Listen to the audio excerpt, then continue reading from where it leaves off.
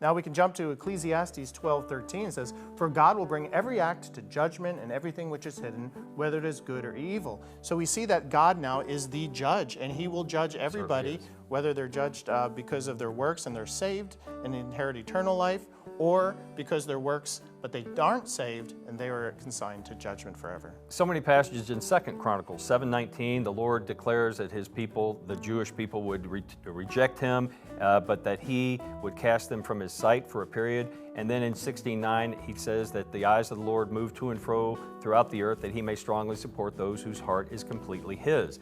1 Kings 9:4-5, "If you walk before me as your father David walked, then I will establish the throne of your kingdom over Israel forever. You shall not lack a man on the throne of Israel." This word to Solomon, again fulfilled in the person of Jesus Christ.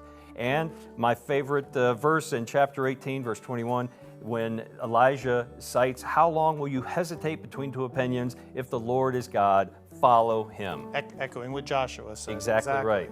Well, now that we're getting into the prophets, chronologically it's going to be different than what we see in our Bible. Yes. So we're actually starting with Obadiah 15. It says, "For the day of the Lord draws near on all the nations." So we know that as time moves on, so too is humanity getting closer and closer to God's judgment. They certainly are. And Joel, who declares that the Jews had been set aside in chapter 3, verse 1, "For behold, in those days and at that time when I